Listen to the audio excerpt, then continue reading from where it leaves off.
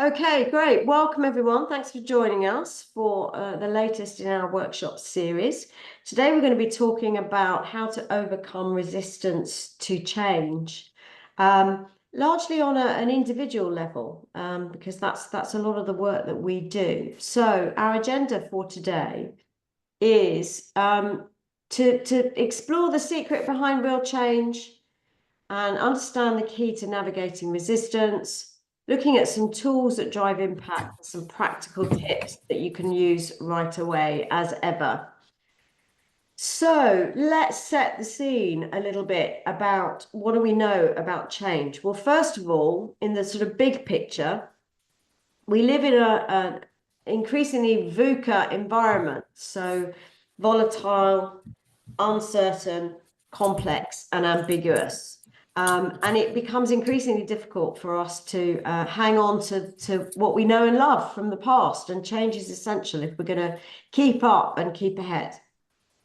So that's our kind of big picture level. But we also know from the research from sources like McKinsey and at IBM also, that more than 50% of change programs actually fail.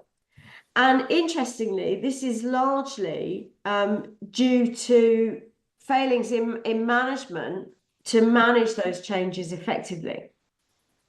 So we're not very good at it. And we also know, and this is one of our little pet hates, that we can all invest all of our time, money, best efforts into training people to give them the knowledge and the skills and the capabilities they need to be really effective, whether they're a manager or an individual contributor. But then actually very often training courses just don't deliver the behavior change that you were looking for. And that's something that those of you who've done training with us will know that David and I are very passionate about trying to make sure that our training really makes a difference on the ground. And the main kind of, as we go down from massive VUCA context down through how we try and implement organizational change, how we try and equip people through kind of group training. At an individual level, we find it hard to change. And I think this is ultimately the key lever that we need to be pulling to try and make our change efforts and our training more effective. So, David. Well, it's just going all the way back. We're always fascinated by our brains and understanding brains. And as a practitioner in brain and behavior change, one of the things that I learned, and Ali and I have read loads of books about, is the fact that bad is stronger than good. Our brain is hypersensitive to something that might be a threat. So this is a nice little way of illustrating it, developed by David Rock at the Neuro Leadership Institute, that actually rewards are only 1/5 of our attention, where, if all of our attention is looking out for threats, it's only 1/5 of that. They're 5 times less strong for rewards. So we're hypersensitive to that. And the more we are able to accept that when it comes to change, when anybody says change, immediately most people are going to be thinking, well, all of the things that could go wrong, all of the things that could harm me, all the things that could in some way make my life worse. And that's what brains do. So if you think about it, just on that alone, we have to emphasize the rewards 5 times more than any possible threat that someone might have. But threats are a big thing. So if we just go to the next slide, we know that the brain is hypersensitive to threat, but let's just look at the brain for a second. Some just ABC of the way the brain works. The first bit is the prefrontal cortex. That's just a very thin sheath over the front of our brain. And that's where we do all our thinking. So it's only about 4% of the brain.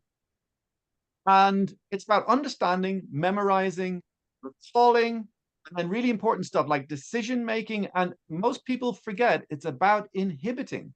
And that's also about inhibiting all of our tendencies, our biases, inhibiting things that we're going to say that might be inappropriate, and inhibiting that relentless, oh, this is going to go wrong, that pessimism and all that sort of stuff. We need to be able to inhibit those negative thoughts if we want to be able to move forward and just see the bright side of things and the positive changes of things.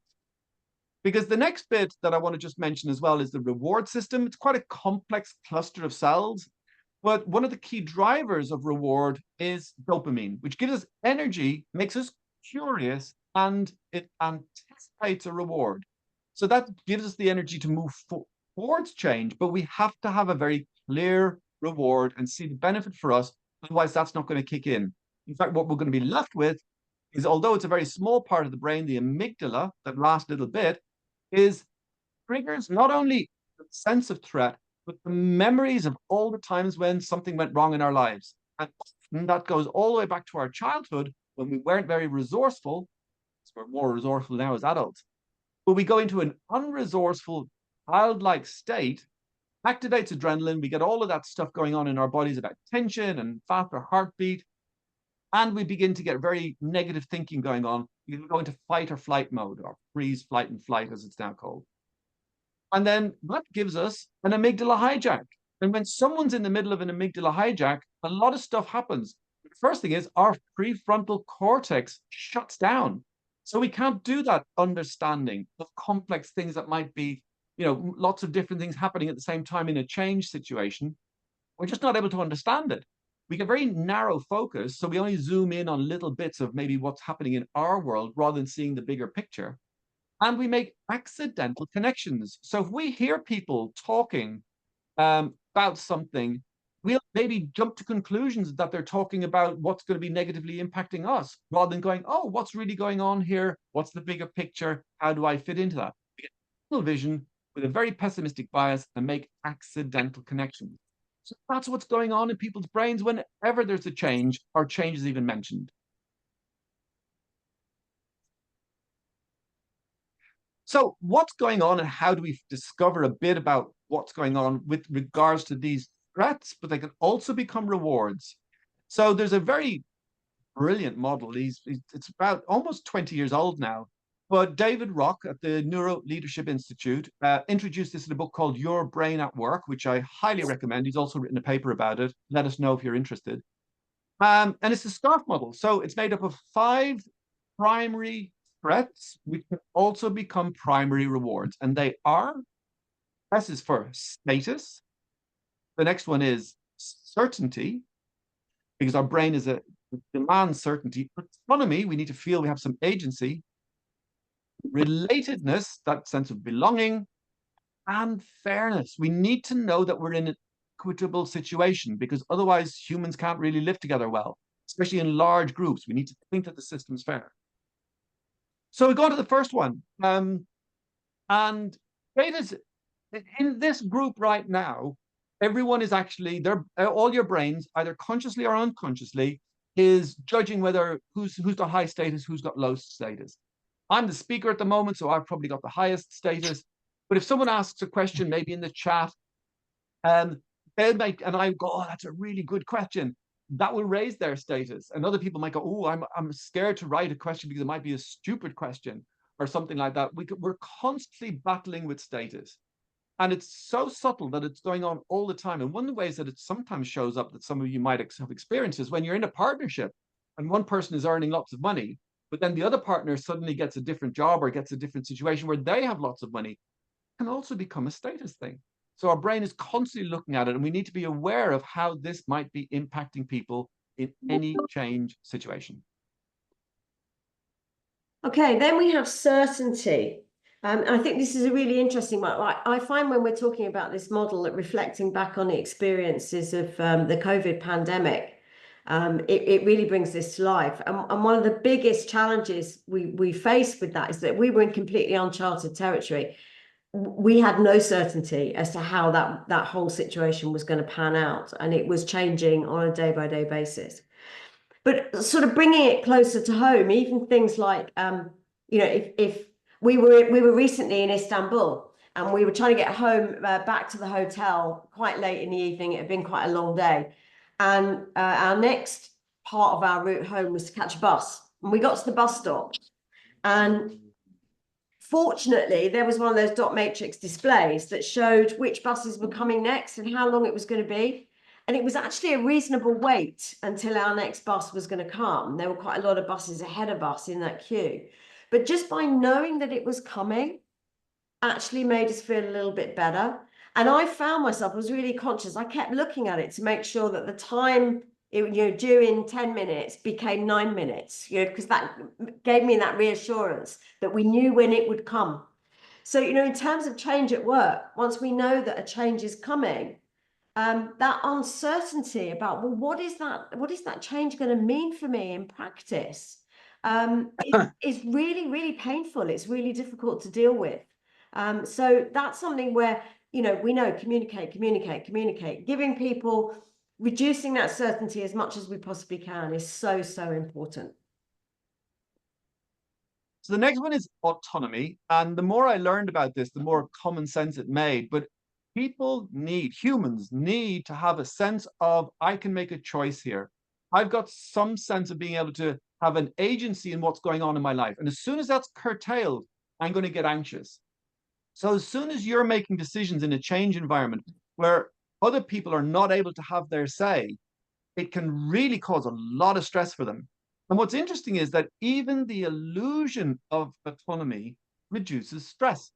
So if you're in a situation where you know you have to make some very big decisions that you cannot collaborate with other people on, create something where they can have a choice.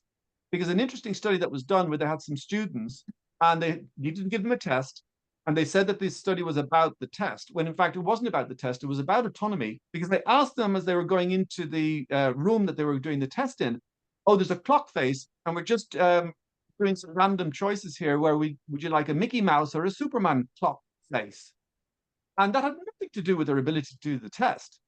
And they found that the students in the control group who were given the choice of a clock face did better in the tests. They were less stressed and they just had a better result because they were more able to just concentrate on feeling comfortable doing the test. So any form of choice, even if it's not directly related to the thing that's happening, is useful. Okay. And then we move on to relatedness. And again, I'm going to relate this back to the COVID-19 pandemic. We were all suddenly told we couldn't see our loved ones and our friends. And that was really, it was really painful for people. So I think that really brings it into very sharp focus. I think I also have a personal story, which, has been with me for, I have to say, nearly 50 years now. And it's still kind of, I can feel it very strongly. A, a small change. So when I went to high school, that first year, for the first time ever, they put our year into three separate forms instead of the normal two. And so we made our friendship groups within our three forms. And then at the end of that first year, they said, no, that's not working. We're going to go back to our normal two form system. So they reallocated it into two forms. And I'd formed quite a strong friendship group of four of us. And three of them went in one form, and I was in the other. And it still hurts because it felt, and this is interesting because it links in to the next one that David's going to talk about. It felt like that was personally something that had been done to me deliberately. And however much I rationalize that it was probably just done by running down the list alphabetically, that's how it felt. And it felt like I'd been excluded.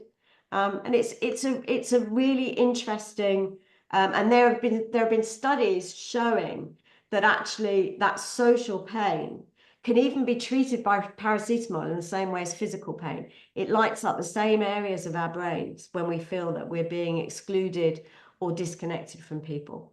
So thinking about changing in a workplace, anything that's going to affect the people that people spend time with, the degree of contact that they're going to have with people. Home working is a real issue around this and people feeling a sense of isolation. So this is something not to be sniffed at all. It's very much something to consider when we're implementing change at work. And especially that bit about the brain where the sense of being not belonging or being excluded is like a part of our brain where it's like physical pain. It's amazing the way the brain works. In fairness, this is also a really interesting one. The brain is designed from back when we were just hunter-gatherers, trying to scrape a living, to be fair. We're acutely, in fact, a lot of primates are acutely aware of a sense of fairness because unless we're all equal within a group, it's not going to work out. And we need to know that we can trust the other people in the group and that we're going to be treated fairly. And that's so, again, a visceral feeling of disgust shows up. So the if I put some rotten food of you in front of you with maggots in it and said, eat that, you'd feel you'd almost puke with it. You'd like, oh, it's well, it's the same part of the brain when we feel that something has been unfairly done to us. And I know there were a couple of scandals a couple of years back where a lot of MPs were in the UK where huge expense accounts, and the general population was disgusted with that. And it's a very visceral feeling, it's a very powerful emotion. And it's drilled into us. Well, drilled. It's hereditary. We've had it for thousands, hundreds of thousands of years. So it's something to be acutely aware of that people will very quickly jump to a conclusion when a decision is made that it was unfair. As Ali just said, felt as something had been done to her when probably just a mistake somewhere that they didn't realize that she had that friendship group. Okay, so these are some of the things going on in our brains at a reasonably conscious level, actually. I think once you know this model, you can become very readily conscious of I'm feeling bad. Why am I feeling bad? Oh, it's because that feels unfair or it feels uncertain. And we can rationalize that quite a lot. But there's also some really interesting work about stuff that's going on at a more subconscious level that prevents us from acting on our desire to change. And we really like some work done by a pair of academics called Keegan and Leahy, and in their book, Immunity to Change. And again, we can send you the link to the book. It's a good read. And there's also a really nice kind of 15-minute video that we can send you a link to telling the story of this. But, you know, the image we've chosen here is sort of a common one. You know, we all know that smoking and drinking alcohol are bad for our health. We all know that they will shorten our life. And most people who smoke or drink at least acknowledge to themselves that it would be better for them if they didn't. And many people really struggle to give up these habits. And the immunity to change concept introduces the idea, well, if there's something that you want to do differently, but you find that you're not doing it differently, it's probably because there is something else that's competing with that commitment to change that's holding you back. So in this example, it's perhaps that relatedness, it's the peer group pressure, it's the feeling part of that group that's always smoked and drunk and stands outside the pub now, you know, to have a cigarette, you know. And if you gave up that habit, it would impact you negatively in some other way. But this is often happening at a very subconscious level. And Keegan and Leahy talk about, for instance, there was a study that they did where people were told that they had a life-limiting illness and they had to take this pill every day, otherwise they would die. And as they came out of the doctor's surgery, they were interviewed and they said, well, what do you think is the likelihood that you're going to take this pill every day? And they said, well, of course I'm going to take this pill every day because if I don't, I'm going to die. Why wouldn't I take it? And then when they revisited those people a few months later, there was a huge proportion of them had stopped taking the pill. And when they interviewed them further to try and find out, it was really hard for them to explain why they had stopped. But when they really started to peel back the layers of the consciousness, they would find that there was always this competing commitment. And the fact that the brain was associating taking a pill every day with being old and no longer useful.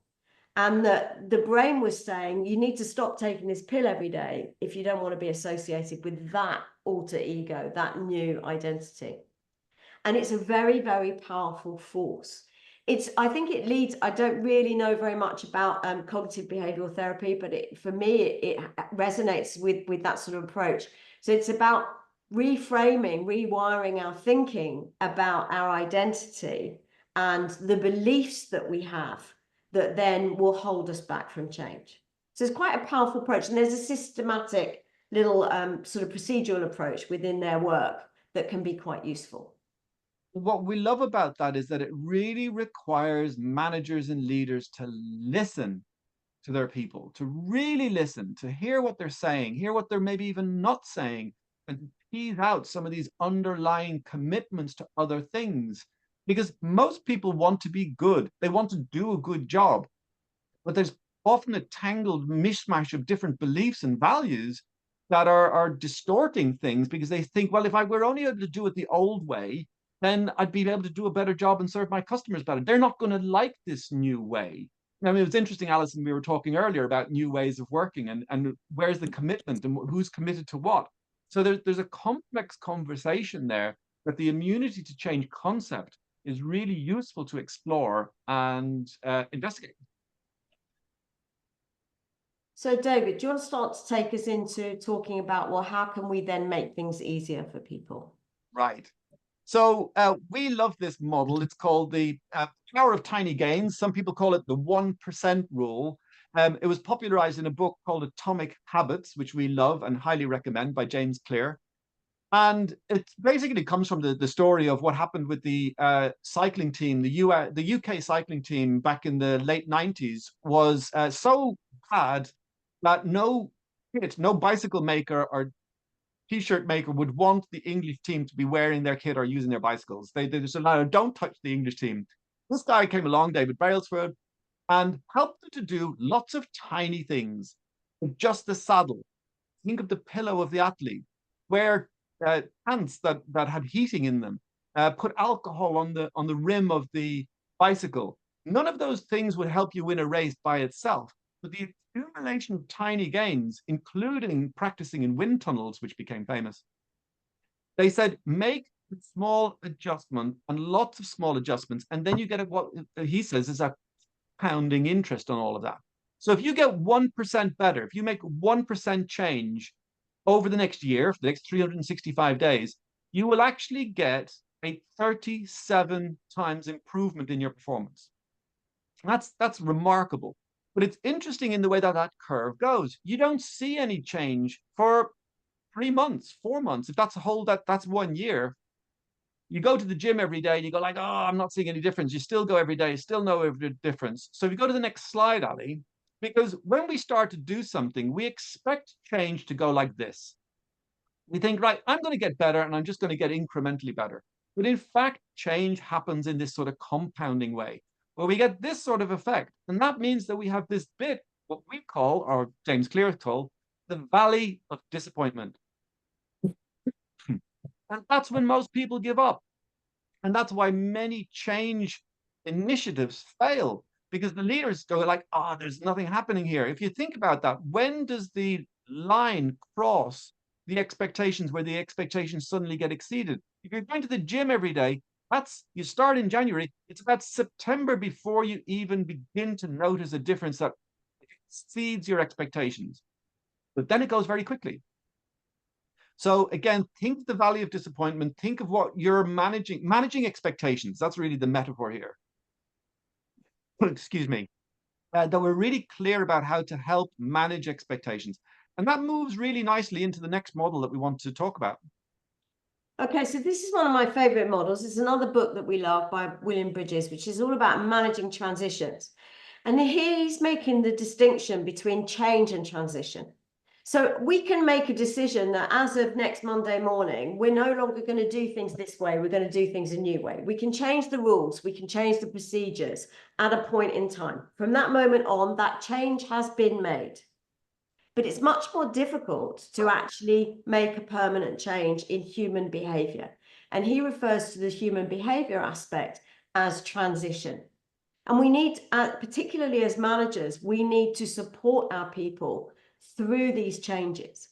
And there's quite a lot going on this diagram. And I think with the time constraints we have, we're just going to simply take a line through time through these three separate zones that Bridges identifies that are fundamentally important for us to help people moving through time. And I think the one thing that comes from this diagram, perhaps to just sow a little seed, is that different people move through these zones in take different amounts of time, different durations to move through different parts of the zone. And so, for instance, if I'm here, I'm going quickly through this first phase of ending and letting go, maybe taking a bit longer through the neutral zone and out the other side. So every person is different. And also, the other important thing is to remember if you're driving change from the top of an organization, you've probably already been talking about this change for months before the people on the coal face actually ever hear about it. And you have to allow them to move through these various stages in their own time.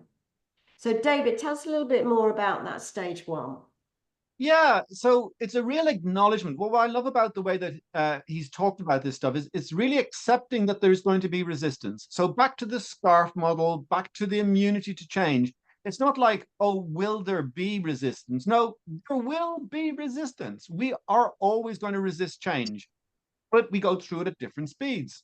So it's about understanding their emotions, allowing them time to accept the change and for them to let go. And that's really interesting. What is it that they need to let go of? Because it could be that they need to let go of certain friends, working environment. It could be a sense of deep loss of relatedness and encourage them to talk about what they're feeling. Now, that's going back to this whole thing about where we then need to be able to listen because there's no good, the classic thing. How are you doing today? Fine, great, move on. It's like we often ask a question but don't really listen to the answer. So again, the emphasis here is that leaders and managers are able to listen to people and really hear and disentangle what's going on for them. Communicate openly about what's going to happen, create some certainty, and emphasize how they'll be able to apply their skills, experience, and knowledge once they've implemented the change. There's a great saying that is, the pain of any change is only going to be bared if we can really look forward to the benefits of that change. And if those benefits don't outweigh the pain that it's going to take to get there, people aren't going to do it, because I still suffer the pain of a cold shower at the end of my showers. It's getting easier, but it's still not something I really relish. But I know that's really good for me because it just gives me that sing of excitement that my day is going to be a great day, and it's actually very nice to turn off the cold tap. So you need to let go of things and help people let go of things. Okay, so once we've let go, once we've kind of moved that first step and we've taken those first steps, safe steps into the new world, well, it's not like a switch. We're not suddenly into the new world. We're in this neutral zone. We're in the fog. And really, it is a very uncertain, right, which we find difficult, period of time and environment to be in. So I'm just going to click all of these through. There we go.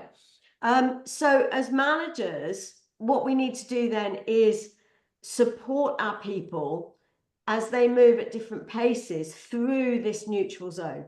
We need to provide that sense of direction, focus on the team goals, give them a sense of where we're moving to, but not too far out, right? Do some short-term goals, some quick wins, help them to get some of that dopamine, that reward feeling about having achieved something in this difficult time when everything's feeling a little bit uncertain and vague. Give people lots of feedback on their performance. Encourage the new behaviors that you want to see. Encourage people to talk about how they're feeling so that you're better able to support them. And with a really strong focus on that boosting morale, making people feel as good as you can in this difficult time. And in particular, when we're changing the way people work, some assumptions we've made about the sort of the workloads and the way that resources are going to be allocated, they might start to prove to not be as we expected. So we need to be monitoring that, managing that, asking people to give us feedback so that we can be adapting and tweaking the new way as we move through that neutral zone. And it's a great example of how we can begin to use the scarf model for the reward. So how can we boost people's status? How can we help create more clarity and certainty? How can we give them some choices in what's going on and help them be more related to the people, even if it's new people, make sure they're really good introductions and lots of opportunity for socializing. And that you're constantly saying that this is fair, that you've put a lot of thought and effort into keeping it fair and maintaining fairness, and speak about that openly. So is this my one? Yep. Yeah, okay. So then that goes into the new beginning. So, linking personal goals to long-term organizational objectives. Again, that's that focus of that clarity. highlighting and celebrating success and celebrating the change and rewarding them for their hard work to be able to create that dopamine, that sense of, yeah, that was worthwhile. That was might have been tough, but we've done it and we've done it together. So that sense of relatedness. So we're trying to help you see how that STARF model can be used in these other models to inform us and to give us some tips about the sorts of things that we can do. Okay, so we started off at the beginning of the session talking about this sort of big picture context of VUCA and change programs in organizations and the limited impact of management programs because it's hard to make individuals change. So we've kind of gone down into this detail. And what I'd like to do now is to just use our clarity matrix approach, which I know some of you by now are very familiar with, to just try and talk through, well, how can we approach change in a different way to make it more likely that it's going to be effective in our organizations? And the key is to start off with some answers to the questions of, well, what is it that we're trying to achieve and why? So from an organizational level where we have strategy and business coming together, if we've got that clarity of purpose, excuse me, our vision of what success looks like in the future, and a clear strategy, a roadmap of how we're going to get there, and the culture that we need in order to get there, then we're more likely to be able to communicate the need for change to people and to set that context and make that longer term picture clear. Once we have our business strategy, then we can look more closely at the people aspects of that. We can look at how we need people to be organized, how we go about making sure that we're selecting the right people for the right jobs, how we're developing people so that they have the new skills that they need in order to implement our strategy, and how to make them really engaged, which links directly back to the SCARF factors that we've been talking about and that sort of thing. And if we're taking this structured approach to looking at the business and the people aspects of the business and how we're going on this journey, this gives us much more clarity around the change that we need and why we need change. And for instance, why we might need to develop our leaders and to build their competencies, how we might need to be working with our teams to improve performance, how we might need to be training our managers to give them the competencies they need. And indeed, working with individuals on a one-on-one level to help them to be resilient and equipped to change their behaviors to improve performance. So in order for this people performance piece where we're investing in people to be really effective, we need to have that more strategic context, the reasons why and what it is that we're trying to achieve.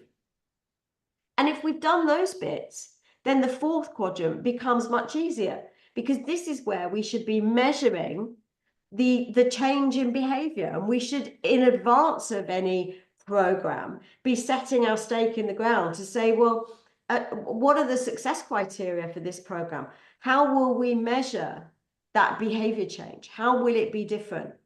And then if we've got the right measures in place, we can analyze what that's telling us. Do we have more success in some teams than others? Are some managers managing to change their behavior and the results and the impact on performance more than others, for instance? And that enables us then to target our support to try and deliver even more success from whatever that improvement or change process is.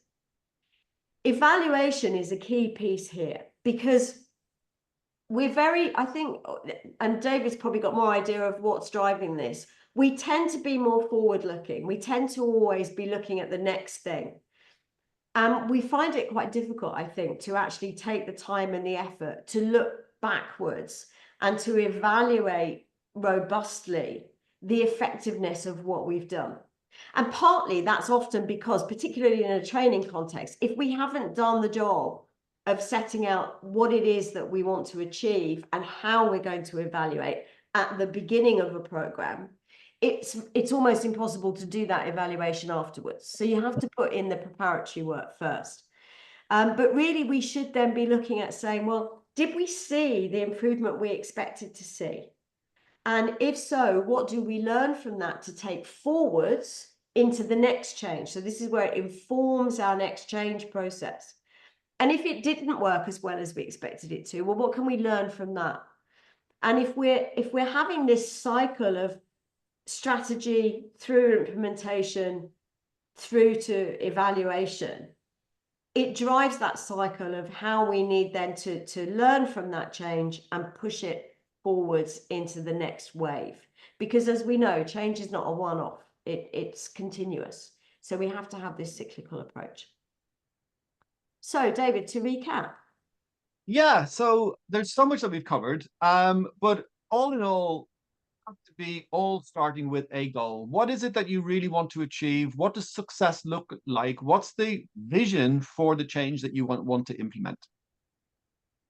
And that whole piece we've been emphasizing today is really listening to your people, understanding that they're human beings, they have a brain, and they are going to be resisting change at different levels in different ways.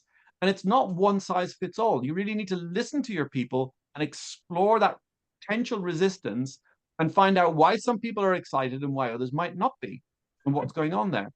And help them to acknowledge loss. There's nothing worse than someone feeling unloved and uncared for because you don't realize how big a deal it is. And it's really important to acknowledge that whenever there's change, there's going to be some loss of some sort, and helping people to be able to let go elegantly of that. And encourage the small changes, the 1% rule. We're really keen on helping everyone always be making tiny changes, because if you do that regularly and consistently, you'll get a significant amount of change over a period of time. And of course, celebrate success. So again, we've looked at ways to potentially help people be rewarded through the SCARF model with status, more certainty, more autonomy, more relatedness, and more fairness. But also find some things in the planning of the change to go, okay, at what point are we going to create success points that we'll go, yeah, that's worth celebrating, and not wait until the very end of the whole program. So next steps, yeah, I'll do that. So next steps, what we'd love to do on these is offer everybody on the call a discovery opportunity to discover your clarity score. So Ali neatly went through the clarity matrix. We've got a very simple approach that will allow you within 3 minutes to assess where are you strong and where might you need some extra development. On the clarity matrix, you get an automatic instant feedback through the tool we've got, a little diagnostic tool that we've got. So we're going to send you that after the workshop. And I've put it in the chat. Oh, and you put it right there in the chat. If anybody's a real eager wants to get started right away, you can start doing it right now.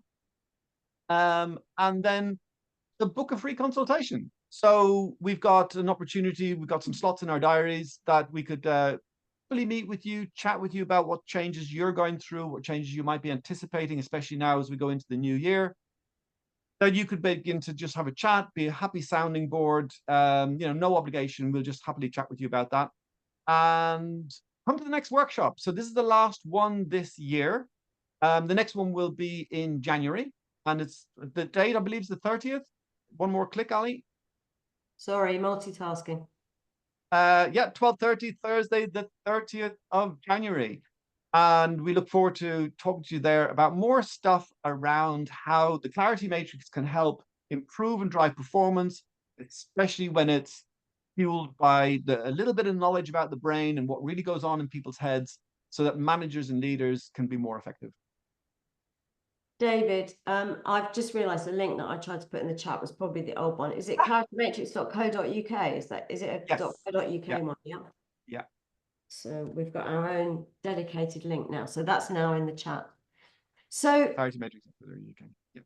Thank you so much for joining us today. David and I will be staying on for another 15 minutes or so, and happy to expand our conversations, take any questions, and hear your thoughts.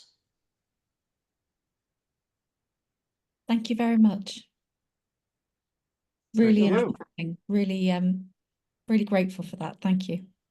David, would you like to stop recording? I'll stop recording now.